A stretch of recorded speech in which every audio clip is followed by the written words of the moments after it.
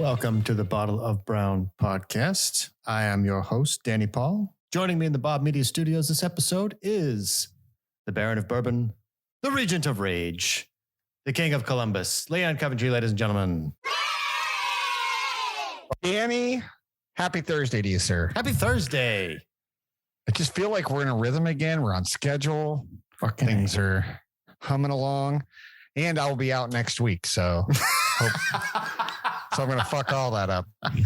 You bitch. Well, I deserve another vacation. That's all I can tell you. Another one? Oh, you don't get enough vacations. That's crazy talk. Well, what are you doing this time? Because you just came back from Vegas, right?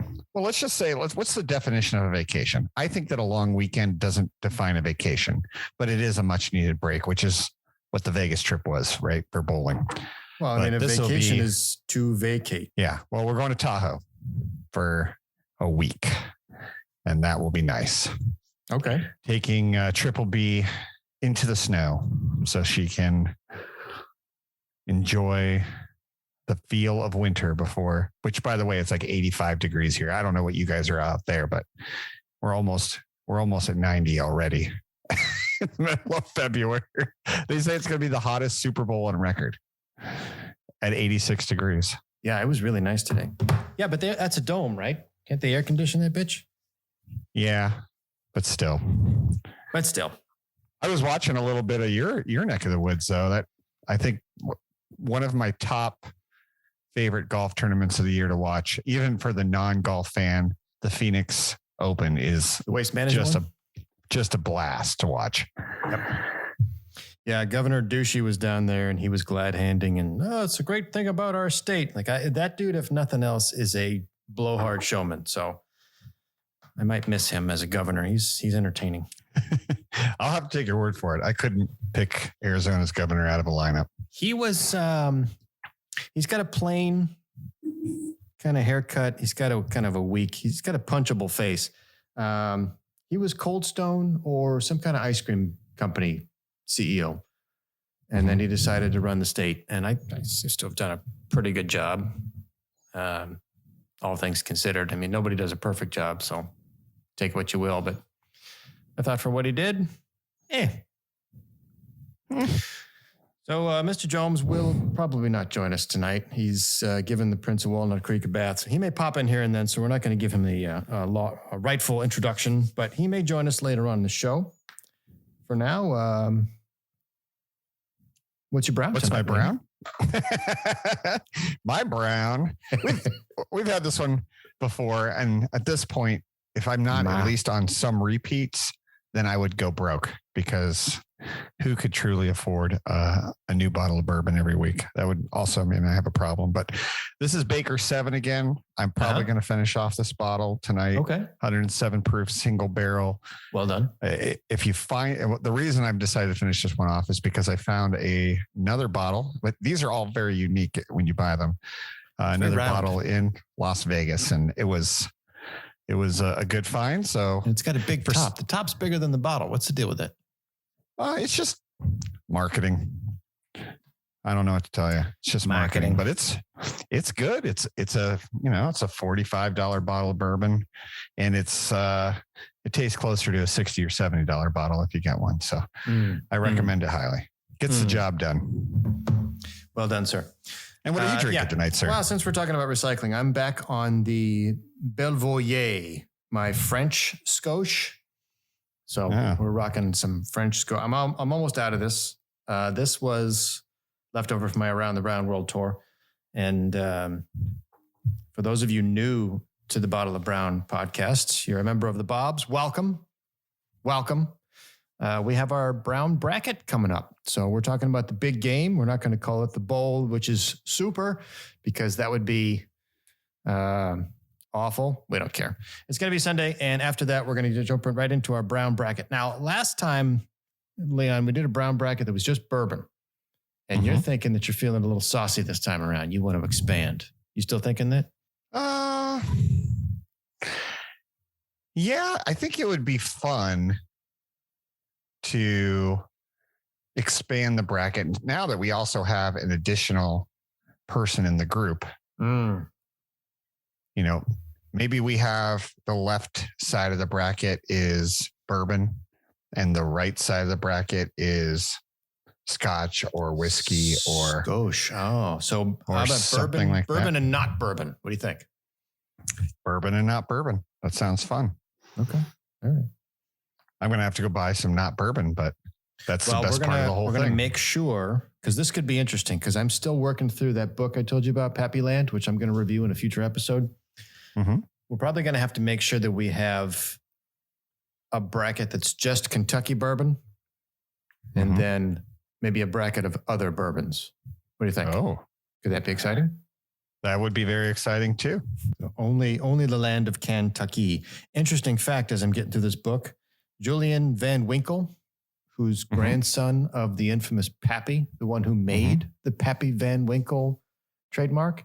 Him and his son Preston are the ones that bung every barrel and taste it before it gets bottled to make sure that it has that signature Pappy Van Winkle taste. They drink it on the rocks with a twist. With a twist of what? Lemon, I believe. And that's their thing. And when they order it at the bar, sometimes the bartender will say, I don't know if I can serve it to you like that. That seems like sacrilege. And then they pop up and they go, well, it's the way my grandfather, Pappy, always drank it. It's the way my dad drank it. It's the way I drank it. By the way, I'm Preston Van Winkle. And so it seems to get an interesting reaction because the guys that made the damn stuff, that's how they drink it, on the rocks with a twist.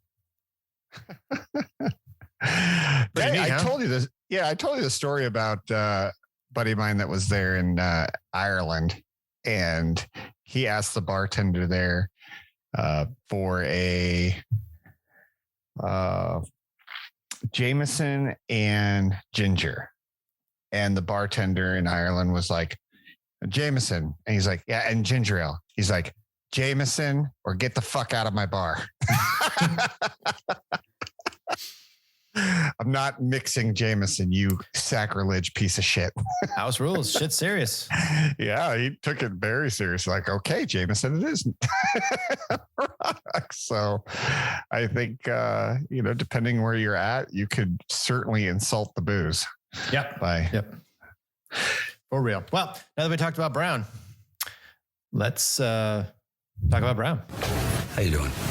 Whiskey and whiskey. This is the darkest brown you got. Yeah. Say, Holmes, where they hiding the scotch? What about, brown? That's code for bourbon. Great stuff, this bourbon. It comes from a land called Kentucky. Talk about brown. There's a special rung in hell reserved for people who waste good scotch. Scotch? Oh, yes, I think so. Could I have one more of these with some booze in it, please? Tonight's Talk About Brown comes to us from Reuters. Legit news source. Cocktails and hazmat suits mingle in the Beijing Olympics bubble. This one comes to us from Zhang Jiako. I'm sure I nailed that. A bartender in the Chinese ski resort of Zhang Jiako wears a blue and white hazmat suit as he pours a cocktail before passing the drink to a similarly attired waiter who shuffles across the room in blue plastic booties to deliver the drink. The bar guests at the Nanshali Condotel on Wednesday evening, most of them Olympics-related personnel and journalists, could see only a sliver of their server's face behind white mask and giant plastic face shields.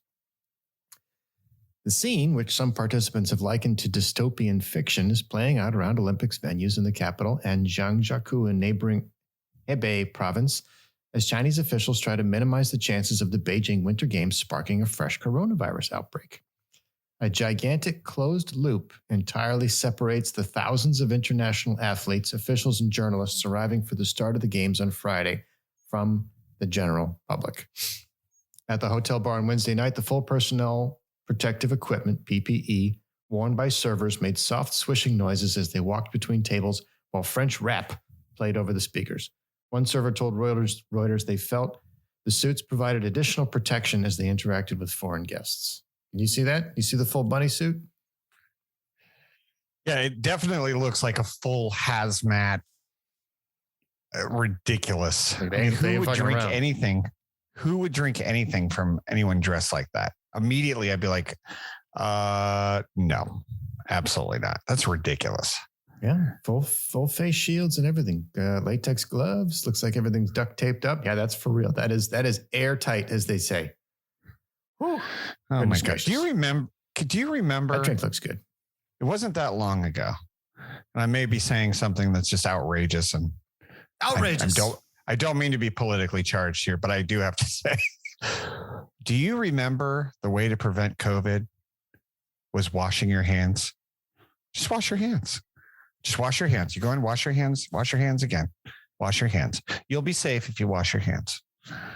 And look at us now. We're going to look back on this like 10 years from now and go, what the fuck were we thinking? I don't think that's politically charged. I think 10 years from now, we'll look back and we'll go, yeah, fuck. Well, lots of people died. Very sad. Yeah. Don't do that again. And I think that's kind of how we'll look at it. Or, maybe people will choose to forget it. But I'm sure you're looking back at the Spanish flu now and you're like, what were they thinking? Mm-hmm. Well, shit is what it is. A room service order of a club sandwich and fries came wrapped in plastic and delivered by a worker, again in full PPE. Hallways and lobbies of venues and hotels are constantly sprayed with disinfectant, give the air a distinct smell of Lysol. Most days at the media center, workers in PPE emblazoned with the colorful Olympic rings spray down floors and a robot sprays disinfectant into the air. China has maintained a zero COVID strategy throughout the global pandemic, aggressively isolating and tracing coronavirus cases to keep its official exposure low. Mainland China has reported 106,000 infections and 4,600 coronavirus-related deaths since the onset of the pandemic. Now, bullshit. Yeah, thank you. I don't even need to say it. That is the biggest load of bullshit ever. I got some swampland I could sell you real cheap too. Oh, fuck. Thanks, China. Take a bridge too. Olympics organizers said on Wednesday they had recorded 32 COVID cases in the previous 24 hours, 15 of them new airport arrivals. Brian McCloskey, chair of the Beijing 2022 medical expert panel, said he expected the daily number to drop once the number of participants arriving begins to decrease. The closed loop will allow the athletes, coaches, and other officials to shuttle between accommodation and Olympic venues on official transport, but they are not allowed out to move freely in public. Everyone in the closed loop, which includes the 4,500 athletes who have been arrived so far for the February 4th to 20th games, and 20,000 local volunteers are subject to daily PCR tests. Officials conducted 67,000 tests alone on Wednesday. I mean, they invented it. Why don't they just give them the cure? I don't understand why they have to go through all this. No, too soon. I think China tried to cover it up. Surprise, surprise. Now they're leaking faulty stats. Surprise, surprise. And now they're doing this security theater, which, guys, just fucking apologize to the world. Yeah, let's just all move on. Yeah, it's a black eye, and let's just move on. It's done. Shame on you. Yeah, I mean, it's obviously a lot more serious than that. A lot of really. We've lost a lot of good people in the last 2 years over this. So I'm not trying to make light of it because it's not light, but at the same time, you nailed it. Security theater. Like, who is fooled into thinking this is going to prevent anything? Not me. Yeah. That's Brown. We'll be right back.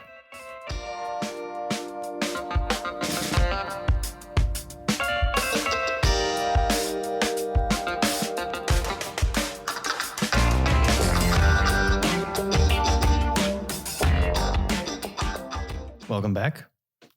Let's get into business news. News team, assemble! Let's get down to business. And I got news for you. Today's business news comes to us from Travel and Leisure. United Airlines flight diverted after passengers tried to upgrade themselves to business class. Well, haven't we all?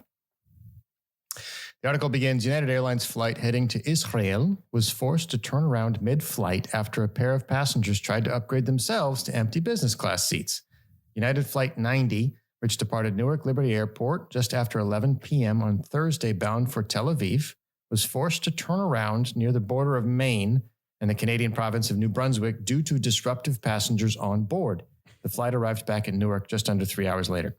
Issues arose when the unruly passengers allegedly helped themselves to a pair of unused business class seats on the half-full flight and then refused to prove they had tickets for the seats. sparking a heated argument.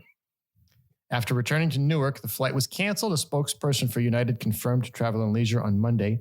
In total, there were 123 passengers and 11 crew on board the Boeing 787. Our team at Newark have provided our customers with meal vouchers and hotel accommodation and have made arrangements for customers to complete their journeys, spokesperson told TNL. The unruly passengers were not charged as a result of the incident, a spokesperson from the Port Authority of New York and New Jersey told CNN. This is the latest incident in which unruly passengers have forced a pilot to take drastic action.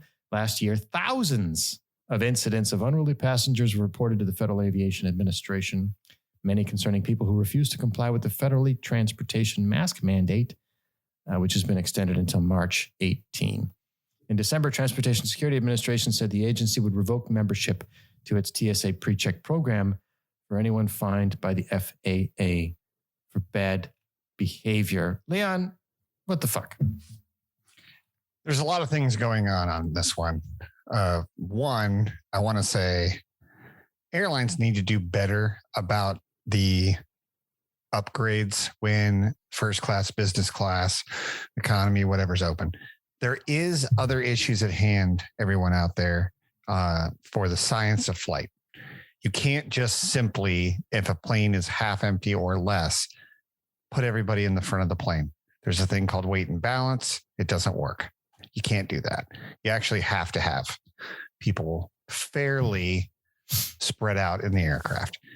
Now they are using the cargo down below to help out with that weight and balance and everything. But at the end of the day, this, just like I think we've talked about in the past sporting events, why do you have people one row from the ceiling sitting up there when you have an entire area right around, like hockey? I'm a big Blue Jackets fan. Yep, that's right out there. If you're not a hockey fan, which most of you aren't, and if you are, you're probably never heard of or could even identify what a Blue Jacket uniform looks like. It's the only pro sport in Columbus. Come on. That's right. It's not they true. Have a soccer team. They have the crew. They have the Columbus crew. Thank you very much. One of the best teams in Columbus. Very funny asshole. Actually, the crew has won championships. Yeah, they're actually a winner. So you can dig yourself out of that hole. I like the football. Yeah. No hands. It's no big deal. But why not? Hey, after the first period or the first quarter or the first three innings, start bringing people down and say, let's fill in some of these gaps because this is ridiculous. Same thing in an airplane. Like, hey, let's especially, walk the aisles and go, look at this poor sap next to fatties and can't even, he's getting crushed up against the window, which, by the way, I don't know if you've been on one of those flights recently where you got the quote unquote window seat, but it's really not the window. You're like one of those poor assholes that are actually in the window seat, but you're in the gap of the windows. You don't actually have a window. I've actually been saved from a fat passenger on a Southwest flight, and the flight attendant came up to me later and went, "You're welcome." And I was like, "Yeah, can I keep you?" Yeah. They're doing God's work. Those people. A United flight like that, where a guy sat down who was probably 400 pounds. And I'm like, and I'm the bologna between this sandwich right now. And it was a terrible takeoff. That's right. Do the right thing. That's all I can say. Go and save those people and move them up. So with that being said, 100% on board. What's interesting though about, and I may be branching off a little bit here, but this actually stems into recent in the news as well, is that the airlines are asking I guess it would be the TSA or maybe Homeland Security, probably Homeland Security. I would say Homeland Security now that I think about it, to anybody who's being unruly on these flights to put them on a no-fly list forever. And we can have that debate for the next 4 or 5 minutes. And I would love the mask thing. That's the mask. I would love to have that debate on. Okay, no, it's just you're in a traveling tube, 500 miles an hour, 5 miles up in the air. Just fucking deal with it. The flight attendant's in charge. Listen, people are irritated, including the crew. Everybody is on edge. Not discounting that. Yeah, they're all on edge, and everyone is really shitty to each other. The gate agents that are in the mask, the walking through the security, all those people. Yeah, they were shitty before the pandemic. Like, this is way worse. This is like the DMV or the BMVs. Like, you're in a shitty situation, and then they're like, "Hey, let's put a piece of cloth on your face, and you're going to breathe your own air even more over and over and over and over." I love Lewis Black's sketch on talking about flying to Australia, and he's like, "If you've never flown there before, I recommend you take a bag and breathe your own air over and over and over for the next 10 hours. And when you land, I don't care if we were on Antarctica. I would have got out of the airplane and said, this is the most beautiful fucking place I've ever been, because it sucks to fly. I mean, did he also do the finger guns? Yes. Oh, absolutely. Yeah, okay, good. And I will, he got crazy about the whole. Why I have to wipe more than one. If the Australians want to be part of our world, I suggest they jump off and push it closer. But at the end of the day, I think you take an unpleasant experience in a claustrophobic environment, which is already an agitator, and then you're like, but also put this thing on your face and make yourself even more claustrophobic. And 40% of the people on there feel like this is completely unnecessary and ridiculous. You're even adding more to that. Now, I don't care what side you're on. It's true. That's what people feel. So now you have this ridiculous ticking time bomb. And of course, people are going to lose their minds. Everybody is stressed and pissed. And, oh, by the way, flights are getting canceled. Think about it. Think about how many flights are getting canceled. Why? Because pilots can't fly with COVID. Everyone's had COVID for the last. So, they're rescheduling whatever you're going to, your wedding, your meeting, your house, whatever you were going to do. Everything's getting fucked up. And then they say, go into this can and play nice with each other. And, oh, by the way, we can't serve you drinks anymore because that's dangerous. We can't give you food. Not that they ever did before this. All these things are happening at the same time. It's just too much. I am a little bit empathetic, and I say a little bit, still being an adult, don't throw tantrums. I'm a little empathetic to the additional agitation that's been happening on these. And when I get to my loathes later on, I think a lot of it has to do with the repairs that we have to do. But I think in general, we've lost a lot of empathy for what's going on. People aren't naturally angry, pissed off, and nasty to each other. What's happened to us over the last 3 or 4 years, some are. There's assholes out there. They're just professional assholes. But I think in general, we know how to act on these things, but you're just injecting hate and frustration before you even get on this situation. And it just gets worse and worse and worse and worse. So it just seems shitty that 121 people got the shaft because they wouldn't let 2 yahoos sit in business class. That part bothers me. Don't pick a fight with the flight attendant. Absolutely. Don't get hammered on the plane. Absolutely. Mm-hmm. Like, there are some pretty easy ones to draw a line on, but you got a bunch of empty seats. It's not like you having a hard time keeping track of 8 different chairs. You know which ones aren't there, so don't give them the free shit. Right. But let them stretch their shit out. Why do you got to inconvenience everyone else on the flight? I get there's a principal point here, and we've seen this too in international flights. I saw a video of a Chinese woman who just is like, I'm going to go sit in first class. She got kicked off. She went back into business or coach, and not 20 minutes later, she's back there up in first class again. And there's just shitholes that just feel that there's an entitlement. There's like, I don't care. What are they going to do? I don't know. Maybe it's don't want to give the president here. I bet you there's a significant percentage of people on every flight that have a frequent flyer account, and you know what their status is, and you ought to be able to stack rank them such that if there is an empty seat, you automatically upgrade them no matter what. Mm-hmm. All day. It's good business. All day long. All day long. All day. They handled the situation poorly. There's a lot of different ways you could say, look, I'm sorry, I can't do it. Why don't you come to the back? I'll tell you what, I'll buy you a free drink. There or you something. go. Do something. There is no customer service.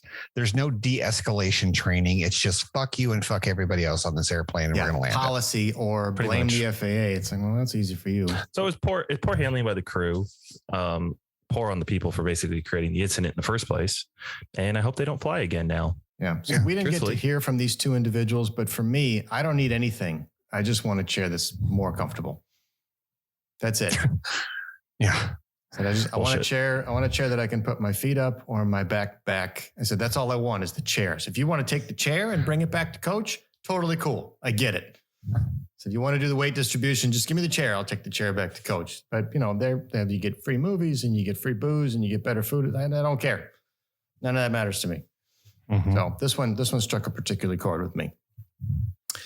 Anyway, that wraps up business news. Let's get to the crank file. I could look for something in the crank file. Crank file. Whatever. I grabbed this one off a Substack. Not easy to find, but something that really, really just captured my imagination. And I'm glad you're on this one, Jones, because you're a foodie. Apparently, Worcestershire sauce has broken wide open in Mexico City, and they call it salsa inglesa, which is English sauce. Well, I prefer calling it that because I can pronounce that. Worcestershire sauce has become a thing. English sauce is a thing in Mexico, and I couldn't be happier. That's funny. Sit down to eat at a restaurant in Mexico City, and you'll find a recurrent topography. There are your freshly made salsas, maybe some lime wedges, raw onions, something pickled, often a few bottled sauces, a family that includes El Yucateco, Valentina, Maggi, and a dark little dropper bottle filled with a sweet and sour brown sauce. This small bottle is among the most common sauces used in the kitchen in preparations like petróleo, a jet black concoction that is added to beers to make refreshing micheladas and clamatos, more on these later, as well as cubanas. It's also used for dishes like aguachiles negros, which is a delicious plate of raw seafood pooling in chili lime water with cucumbers, red onions, and other things, and good enough for a crippling hangover. It's a favorite for topping raw clams and marinating grilled beef. Most bizarrely of all, people love to drench their pizza in it. This condiment is known as salsa inglesa, or English sauce. And if it tastes very much like Worcestershire sauce, well, guess what? It is. I was familiar with salsa inglesa before living in Mexico, but it's got the same name all over Latin America. But I had never seen it as prominently as I have here, cropping up in what I would consider unlikely settings and unlikely recipes. It struck me as an interesting anomaly, a brown British condiment holding its own in the land of colorful salsas. Yet it doesn't feel like an intruder, more like a fully integrated expat. What do you guys think? What are they putting it on? Apparently everything. I put that shit on everything. Seafood, I guess I put hot sauce on everything. So I mean, well, what do you normally put horseradish or Worcestershire sauce in? Bloody Marys? No, I use it in everything. If you're making any kind of like barbecue sauce or anything you want a smoky or flavor to it, I mean, it's used in every kind of marinade that I use. But I marinate with it. I do make sauces with it in the sense of like a pulled pork sauce or, like a South Carolina, barbecue or something.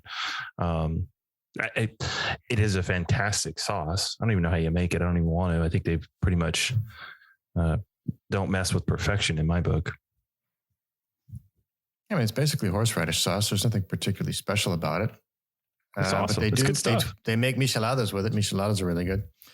Right from the start, the sauce's story is packed with mystery and tight corners. In the early 1800s, a fellow named Lord Sandys asked two chemists in Worcester, that's Worcester, for those of you reading it, but if you're from the middle of Massachusetts, it's Worcester, John Lee and William Perrins.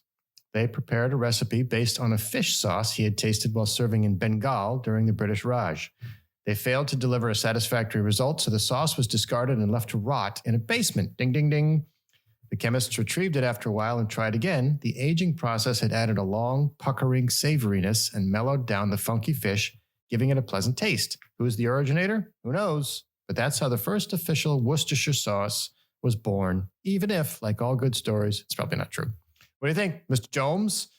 based on a Indian inspiration. Oh yeah, you got to get all the spice out of India. That's awesome. The British don't do spice, so all the spice in Britain is Indian. They import it all. They are the bland food. It is a staple of British cuisine. It seems that the enigmatic nature of the recipe accompanied the induction of the sauce into Mexican culture. Local brands, Franco, Coyoacan, on the outskirts of Mexico City. It's Oviedo. I've seen Oviedo, but that's interesting. It's a British sauce, a cuisine not known for being flavorful. Apologies to British listeners, but let's be honest. And it ends up in Mexico, which is a cuisine known for very flavorful food. I found this fascinating. I think it's very odd because it doesn't seem to fit the flavor profile of what we associate with Mexican food. But what I will tell you is it's not fair to say Mexican food. It's like American food. Is American food pizza? I guess. But are you talking about Chicago pizza or New York pizza? Are you talking about barbecue? Napoleon? Are you talking about ribs from St. Louis? Are you talking about ribs from, because it's not, we are a big country and so is Mexico. And a lot of times we just associate, hey, it's Mexican food. What are you talking about? Tacos and quesadillas and, tortillas, obviously, and salsa. That's fair. Go to Mexico City. South Mexico and Yucatan are very spicy compared to Mexico City. So that's fair. That's usually in hot areas. It's usually really spicy food. Like Thailand's like that. But, you go to like places like Jalisco, Mexico, and it's very much, I would even attribute to like the Ohio of Mexico, where it's down home cooking. It's like pot roast type meat. It's a lot of meat, it's not a lot of spice. So it's not fair to say that it's Mexican food. I'm a little embarrassed and I was shocked to hear that they use Worcestershire sauce because it just doesn't seem to fit the stereotypical flavor profile of the lemon, lime, tomato, citrus, onion, type flavors that you typically get out of Mexico, or at least the Mexico that we try to pretend that it is. Americans, we like to say, I made this thing and it seems like it's from Mexico, so it's Mexican food. Yeah, and this is Olive Garden. This is Italian food, and that's what we do. It's not American food's at Applebee's. Yeah, it's Americanized and labeled, but completely wrong on what actual the people of the country eat. But hey, Worcestershire sauce, amazing. Favorite thing to put it in? A huge fan of Welsh rarebit. What? Welsh rarebit? Have you ever had that? It's like a spicy liquid cheese that you put on things. Oh, yeah, I don't eat cheese. It's not spicy, like hot spicy. It's rarebit is how you pronounce it. It's not. Rarebit. It looks like rabbit. Okay. And actually Stouffer sells it if you ever want to try it and not make it yourself. It's not bad. But yeah, it's really good on just about everything. And give it a try. Just if you want to go real lazy on dinner one night, go buy a loaf of Wonder Bread and a Stouffer's Welsh rarebit, and you won't be disappointed, but you'll feel bad about your waistline the next day because you probably carb loaded like crazy. So there is salsa inglesa, then there's also salsa inglesita. For those of you not familiar with the Spanish language, if you add an ita at the end, it just means small. So think of spago like rope and spaghetti, little rope. Inglesita, flavor-wise, so inglesita. Margarita. I don't know if there's a margara though. I don't know if that applies. Flavor-wise, inglesita is a delight. It's tangy and mildly sweet and not overly salty. It tastes of tamarind, black pepper, cinnamon, and clove with a hefty vinegar base. Made by two brothers, David and Sergio Camarena, who encouraged me to try making my own, but when asked about the recipe, revealed only what was already listed on the label. 19 ingredients, including vinegar, cardamom, 3 types of peppercorn, piloncillo, cooked down sugarcane syrup to replace molasses, ginger, and white mustard. So it's, again, to Leon's point, Mexican food is not Mexican food. It's where in Mexico are you? Mm-hmm. But I love the idea that it's been co-opted and it is now English sauce. Celebration, bitches. That wraps up the Crank File. Let's get on to Because Florida. Because anything goes to Florida. Baby, let the good times roll. Because anything goes to Florida. Today's Because Florida comes to us from the Associated Press. So you know it's true. Yeah, Associated Press. One's dated January 30th, 2022. Brr. It got so cold in Florida, iguanas fell from the trees. That's right, folks. Raining iguanas in St. Petersburg, Florida. Shit is real. A cold snap in Florida is different than other places. We put on heavy coats when it's 50 degrees outside. No blizzard conditions here in the Sunshine State, but we have our issues as well when the thermometer drops. National Weather Service said Sunday it's all going to warm up nicely after the weekend. The low temperatures near freezing are quite rare in Florida, but at first glance, the citrus, strawberry, and tomato winter crops suffered no major damage. Farmers spray water on the crops to help protect them from the cold. As for iguanas, well, that's another matter. They are an invasive species, well accustomed to the trees of South Florida. When it gets cold, below 40 degrees Fahrenheit, they go into a sort of suspended animation mode, and they fall to the ground. But they usually wake up. It got so cold in Florida this weekend, the National Weather Service reported that West Palm Beach hit 37 degrees Fahrenheit, the coldest morning of the past 12 years. Up the East Coast in Vero Beach, the record low was 30, set in 1978, or tied with a record from 78. Still, it's not like a whiteout. The Gasparilla Pirate Parade in Tampa, which was not held last year because of the coronavirus pandemic, went off without a hitch Saturday in sunny but chilly weather. Thousands of people did piratey things, snagged beads from the parade route, and generally ate, drank, and were merry. Yet the unseasonably cold weather in Florida prompted one church on the Gulf of Mexico side of the state to rethink how it would welcome parishioners and visitors. Masses have been held under a tent. Saturday's wind dislodged one of the support posts and rendered the temporary structure unsafe. It'll be beach weather again in Florida soon, folks. You guys imagine that? It gets so cold that the iguanas freeze. And then who would want to do there before when they fall from sky? Yeah, this has happened before, hasn't it? Yeah, when I was in school in Daytona, it snowed on us one year, which was, mind was blown, pigs were flying, but it gets cold. It gets I think Florida gets more cold weather than Southern California does, in all honesty. Probably. But it is actually really funny. I mean, they're warm-blooded. That's some kind of Eastern thing? Yeah, I think there's just nothing to block cold weather from getting down there, right? There's all these Rockies and everything in the way in California that prevent, huge weather patterns from taking over the state.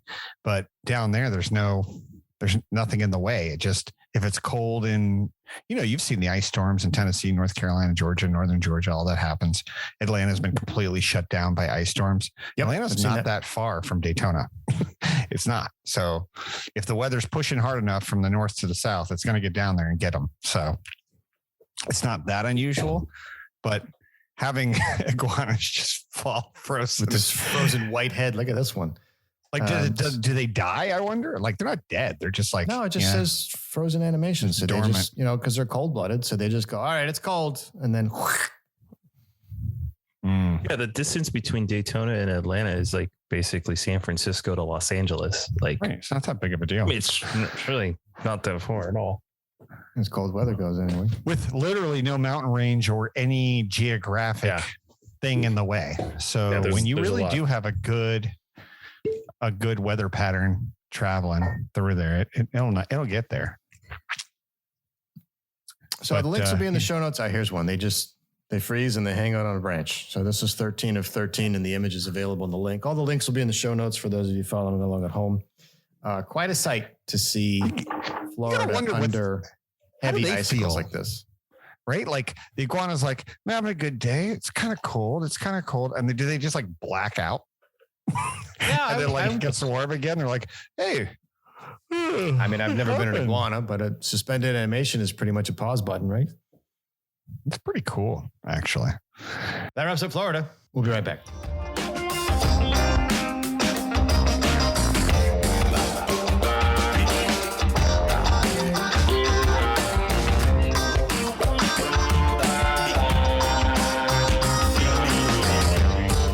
Welcome back. Let's get on to parenting. We can make kids right now. That's why we're here. It's not the years. It's the mileage. Today's parenting comes to us from MIT Technology Review. We are going deep, Bobs. Buckle up. This one is titled, "This group of tech firms just signed up to a safer metaverse." But it's going to be harder than it seems, and there are some glaring missing names. Timeout. The metaverse, which I think is bullshit, but let's be fair. The metaverse is a thing. There is an enormous amount of money being pumped into this thing. There is real estate going back and forth. Some of the luxury brands have gotten involved. McDonald's has gotten involved. It is a thing, whether we want it to be or not. And whether it is a flaming pile of dog shit going down in failure has yet to be seen, but it could have some legs. The challenge with this, of course, is because it is a virtual environment a la Second Life, or for those of you that have read one of the best books ever written, Ready Player One. This is a virtual environment for you to enter. And I'm sure anybody under the age of 35 knows exactly what I'm talking about. So those of you Bobs that are getting up there with us and you don't get it, it's okay. It gets better. We're all pissed off. We're going towards Ready Player One, and we haven't even had the flying cars from Back to the Future yet. Just the hoverboard. I feel like we're getting robbed. And the hoverboard's not even a hoverboard. It's horseshit. Oh, Ready Player One was a dystopian novel about the end of the world. So this is not good news for me. Yeah, fair enough. Good point. Anyway, here's the problem. You said something earlier, Leon, that made me laugh, but there are people getting groped on this thing.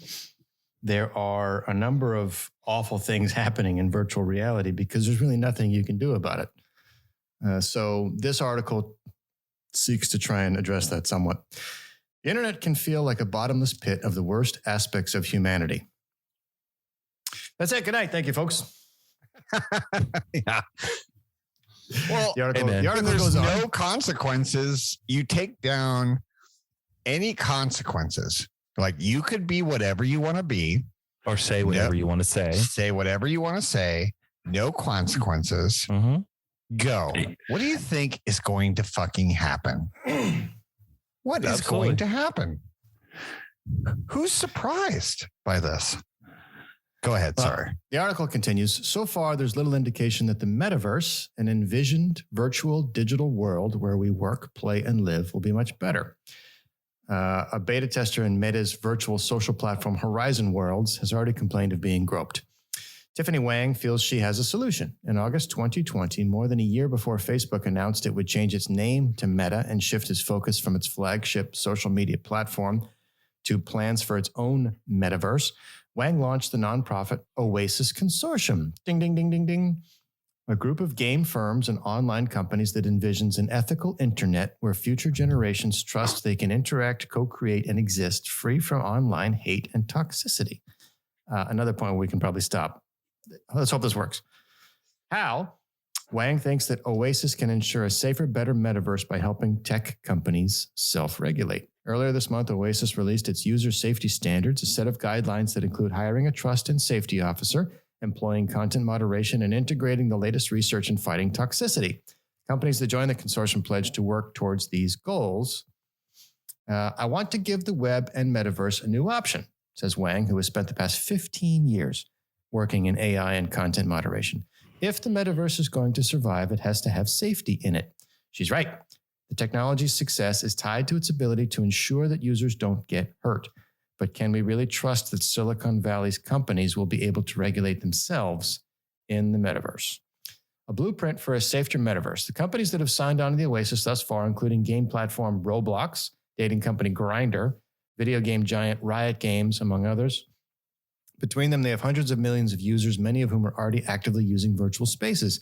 Notably, however, Wang hasn't yet talked to Meta, arguably the biggest player in the future metaverse. Her strategy is to approach big tech when they see the meaningful changes we're making at the forefront of the movement. Meta pointed me to 2 documents when asked about its plans for safety in the metaverse, a press release detailing partnerships with groups and individuals for, quote, building the metaverse responsibly, unquote, and a blog post about keeping VR spaces safe. Both were written by the same guy, Meta CTO Andrew Bosworth.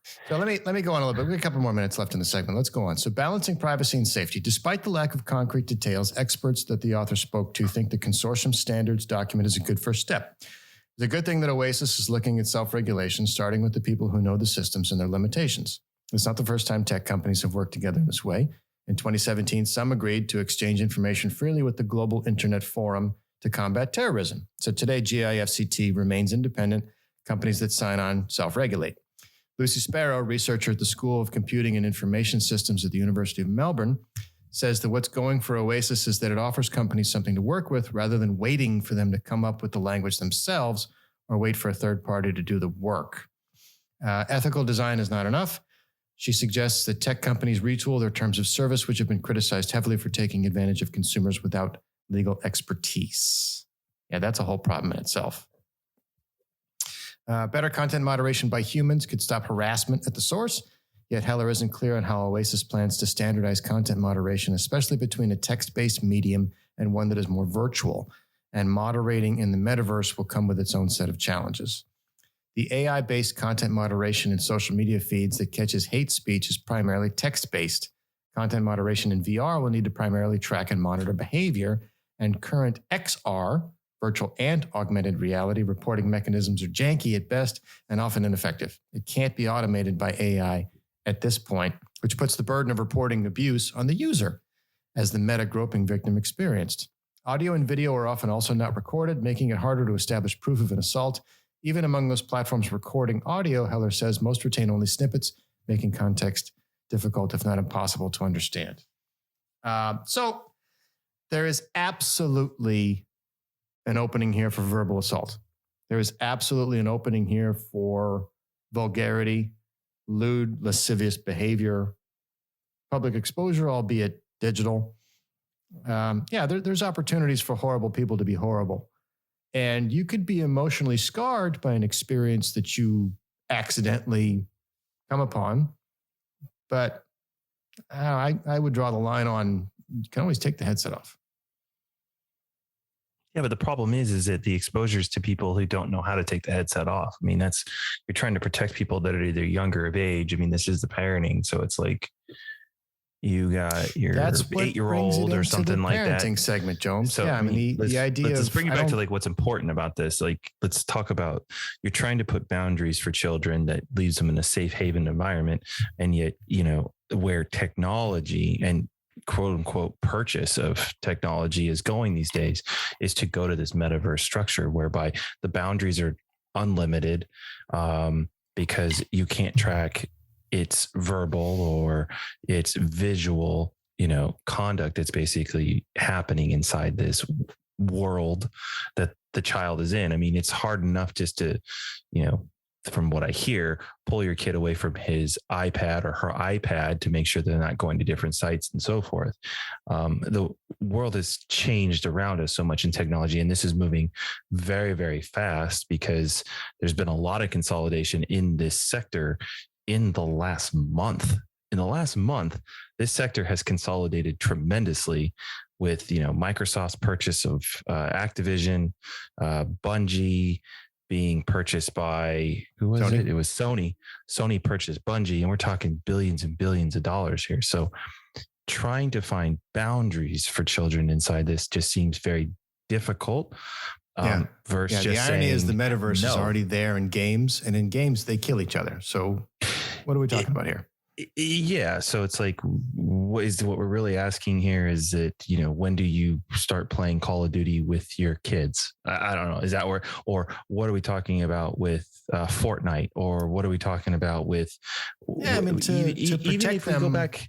We go back to the smaller worlds where it's not necessarily as depth, but what about playing farmland and your farm animals die? Like, I mean, these are all platforms that are allowed children to basically get access into something for entertainment. I would liken this to real world environments where if you don't expose your children to it, you don't allow your children to be exposed to it as best you can. They're going to go over to a friend's house and find a Playboy, for example, or they're going to be exposed to bad stuff if an older sibling is watching TV, or they might just run into it in the schoolyard, or if they're out and about town. I don't think you can fully protect your children from it. But the reason I wanted to put this in the parenting segment is I think you're right. This is the next great frontier where kids are going to want to be. I have a 9-year-old who wants a phone, and I know exactly what he wants the phone for. He wants apps. And so he's going to be embroiled in this metaverse. And as a responsible parent, it behooves us to know what they're getting into and what the potential boundaries are. That's exactly it. Because how much we don't, for my view of this is like how much I think this is a bunch of bullshit. Like, I mean, we're all just going to get more and more into our devices. And as we started earlier, our clickbait 10-word sentence that, draws us in.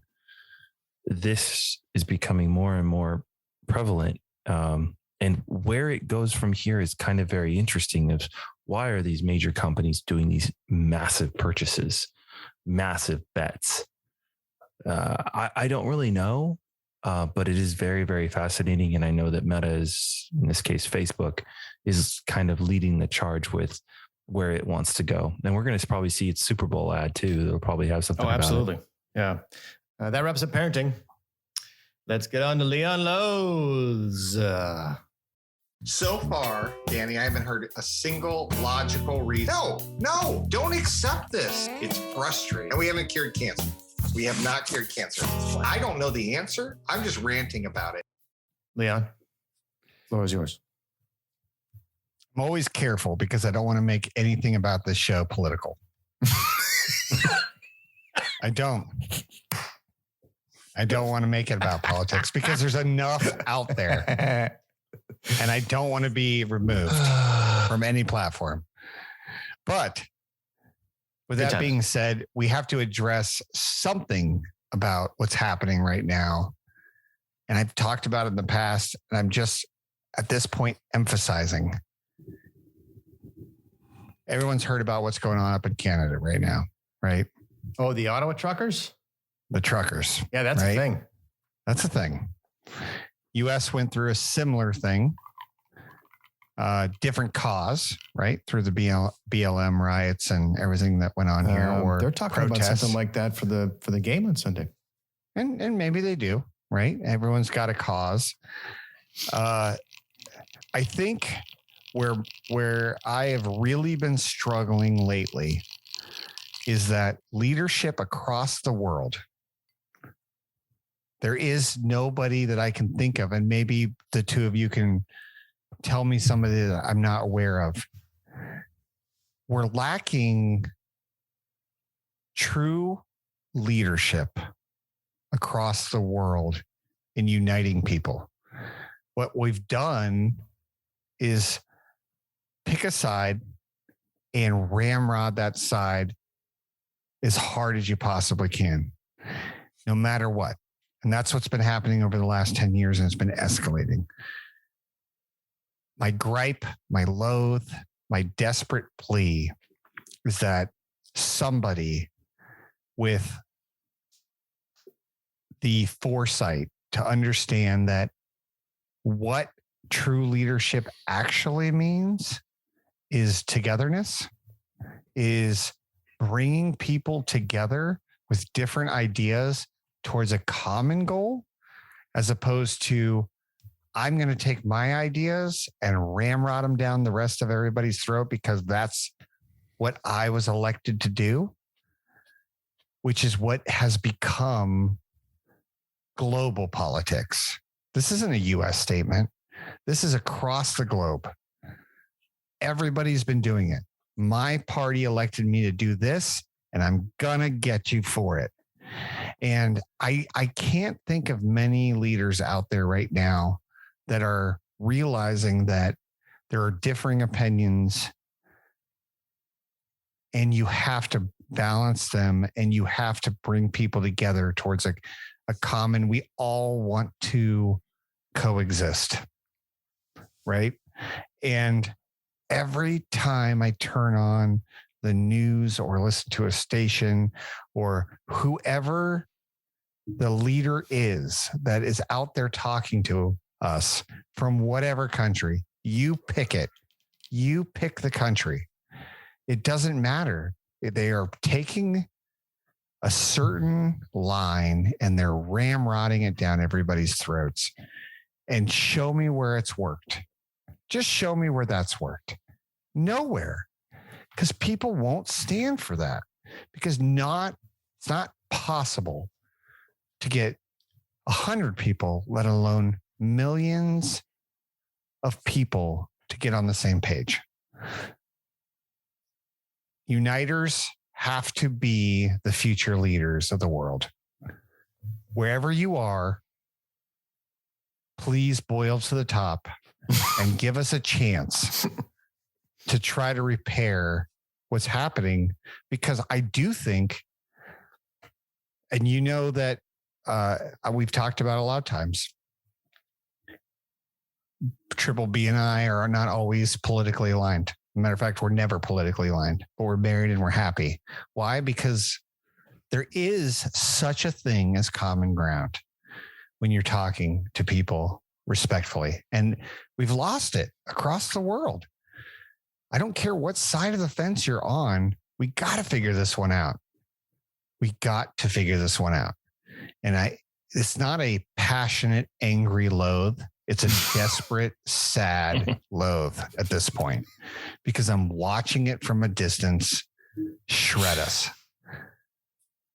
That's all I have to say from a political standpoint. I just want a uniter, whatever that looks like. Because I don't think it's political, Leon. I think you worry too much about being political. I think it's a pretty standard statement. You'd think it would be, but I don't hear that. I don't hear that. A political argument is a easy go-to because tribalism is rampant and politics is simply the most tangible form of tribalism. But yeah, it's us versus them, and it's stupid, and it's a form of insecurity. And yeah, what are you going to do? In moments of great inequality, I think people want to win. And so whatever way they can, either they align with strong men, they pick a team they think has a chance of winning, or they believe in a conspiracy theory so that they will have the gotcha moment when the shoe finally falls. When periods of inequality show up like this, which happened during a pandemic, it was happening before with wealth inequality, political inequality. It's when people don't feel like they're getting a fair shake, you're going to have moments like this in history. It is particularly bad. I don't think it's been this bad since times of war. And I guess depending on who you talk to, it is a war. Only it's not a war against humans. It's a war against ideas, perhaps. Jay, what do you think?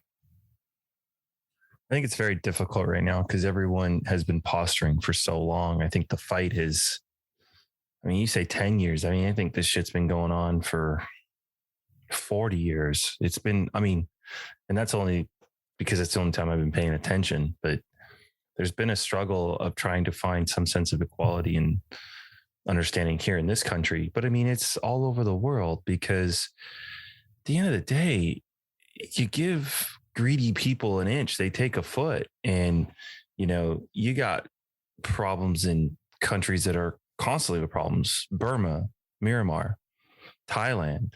Two of my favorite places. They're absolutely just completely riddled with problems right now. Time goes on and leadership changes, and what's left over can sometimes be the wrong direction and create more rift. And, you have political geo reasons too that end up influencing different nations, and it ends up creating some sense of destabilization, which some look at as an opportunity, and others, look at, kind of bad moments for most society, unfair. And in this country, I think it's just very difficult to find some sense of common ground. We've been asking for it for years, and I think we're more further from it than ever before. And I think this has to do with just basically leadership right now is just so distrusting and not fair. And will we find it again? I think you have to have a major action. And we just came through a pandemic, and we're more divided now than we were before. I don't know if the major action is a major war like we did in World War II. Sadly, it's usually a war. It's usually a physical war. Yeah, a physical war where something, there's physical something tolls. That decimates the population. Something that really pulls the population down. Pandemic right now realistically didn't pull the population down as far as you would, that kind of magnitude. But this is me just philosophy looking at it as being, I hear what you're asking for. I just don't see it happening for a long time unless we have some major trigger. Yeah. So it has to be a major trigger. We need a black swan event. We need something to trigger it. You were talking earlier about something that you had to deal with at work today, Leon. And I I equate the problem to this, and we probably could have covered it during business news, but when you've got a poor performer at work and they're not held accountable for their poor performance, people start to lose faith in the boss and they start to lose faith in the system. So the second you have somebody that's not pulling their own weight, or they're not following the rules, or they're not basically fulfilling their commitments, when you accept a job, your commitment is to do what you're told and get paid for it. And if you're not doing what you're told, or you're not doing what the group agreed on, then there's a natural expectation that there should be discipline or punishment. And if people are allowed to get away with not doing their commitment to the rest of the group is going to start to lose faith in everything. And so I think that equates very, very well. You're going to have to find somebody that's not doing what they're supposed to do, and they need to be punished because they need to set an example for the rest and see that there is order. And I hear you say punish, and it's a good word. I will say when it is a great word. It's a great word. I will say when I am trying to, and this is a leadership 101, right? All you're trying to do is drive a behavior, right? When you set goals, when you set bonuses, when you set targets, you're trying to drive a certain behavior. And essentially, when it's not met, you try to rein it in. You use all kinds of special terms and techniques like coaching and write-ups and performance improvements plans and all these different things. You call it whatever you want to, but at the end of the day, you're trying to corral down the line of what everyone's pointing in the same direction. And, as we're talking about countries and specifically, really, countries get most powerful when they're all pointing in the same direction, right? When you start to think about China, like, fuck, how many billion people pointed at us?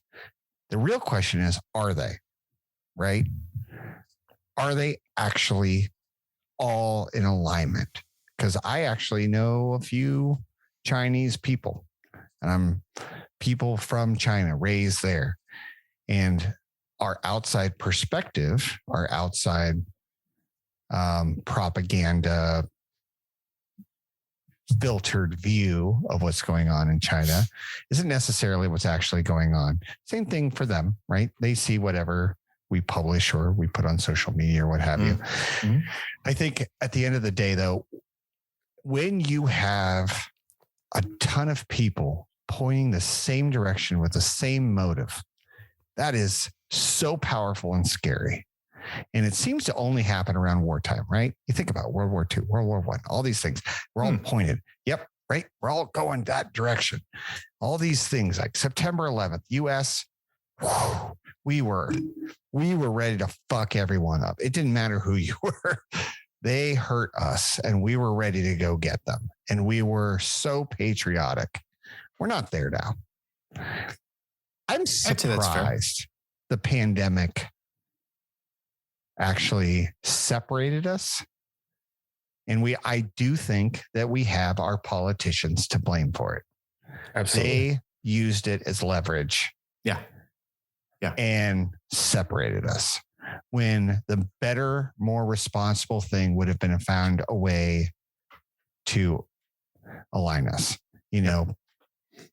There is no easy answer to the Joe Rogan scandal. There's no easy answer to the Dr. Fauci's, distrust. There is no easy answer one way or another because we've been conditioned to not like each other. I feel a little different than a lot of people I talk to because I am kind of straddling the line. I know what's going on both sides of political parties. I have the Fox app and the CNN app on my phone. I listen to podcasts from both sides of the fence, and I don't do it because I'm trying to gain an advantage. I need all the information I could get. Right. And I think if there's real responsible people out there, if you are, this is a new term, right? Gaslighting was the term of 2020. I never heard the term gaslighting in my life. All of a sudden, I had to look up the definition. They keep saying it. What does gaslighting mean? I had to look it up. But now the new term that I keep hearing over, or at least I'm noticing more than anything, is just forcing us down a road. I can't even think of the term now. I'm blanking on it, but they're forcing us down a road of separation. And I feel most people that are around me, and maybe it's just the circle I'm in, they're all kind of like, but I like that person and I like that person. And they don't always believe in everything I believe in, but I understand at least where they're coming from. You got to listen to every side. Just be informed. I've said it before in other podcasts. Just be informed. Listen to every side. Every side. There is no right team. There isn't. If you really listen to both 3 times, 3 different groups. I'm jealous that, was it London? How many different parties do they have over in England? I wish we had that many here. Got 6 or 8, maybe. Yeah, we absolutely need a third, at least 3. I hate that we have 2. Yeah, I hate that we have the duopoly as well. I've said that many times, but that's winner take all or winner take most, so you can be king of the ashes. And I don't see any benefit from that. Just realize that, hey, we're all still Americans. We're on the same team. We want to be good. We want to be strong. We want to take care of each other. We don't want anyone to be unfairly trampled on or not given opportunities. All of that is just across the board. But I feel like we're pitted against each other with policies and bullshit and whatever. And my main loathe is, God, it would be amazing to have a leader come up and actually understand that this is the United States of America, and Texas doesn't have the same beliefs that Maine does. It doesn't have the same beliefs that Hawaii does. It doesn't have the same beliefs that Seattle does. How could they? They have so many different issues. How can you possibly imagine that all those people are going to have the same concerns? They don't. But you just listen to them and listen to what they're going through and have a shred of empathy of what's going on. Maybe we can get out of this mess together. That's my loathe. Well done, Leon. That was a good one. Let's close this one out with the bottom of the bottle. This bitch is empty. Yeet! We're recording this on the 10th of February, which means by the next time you hear us, it'll be after Valentine's Day. So I got a couple of pieces of wisdom for you here that I thought was interesting. One is relevant. About 1 in 14 U.S. adults, approximately 7%, say that they've broken up with somebody on Valentine's Day. How many? 47? About 1 in 14. So about 7% of people surveyed have broken up with somebody on Valentine's Day, the day of love. So they're cheap. Yeah. They gotta have it easy.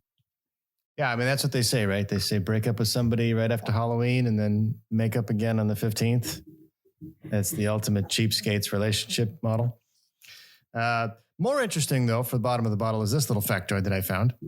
The FBI and CIA recruit heavily from the Mormon population because they can get security clearance easily. They speak multiple languages and they have a relatively low-risk lifestyle. Why do you think the IRS is based in Utah? I did not know that. No, remember the Mormons we used to hang out with in high school? They were awesome, but no drinking, no smoking. They played a lot of cards, but they're not allowed to drink coffee, I guess. There's some tenets of the Mormon church that make them a very low-risk lifestyle. So, of course, the FBI and the CIA are very interested in people that speak multiple languages, have a low-risk profile, and can get security clearance easily. Fascinating. That's our show. You can email us at bottleofbrown.com or call us at 602-529-4562. Leave a message for Danny, Mr. Jomes, or Leon. We'll play it on the air. Give us ideas for content, refute anything we say on the show. If you like the show, please like, follow, subscribe, and share with a friend. We need more, the merrier. By sharing and liking an episode or the show, it will show up in the algorithm and spread across all the platforms that we're on, whether it be Apple, Google, Spotify, Stitcher, wherever you get your podcasts. So share a drink with us the next episode. Same brown time, same brown channel. BottleOfBrown.com.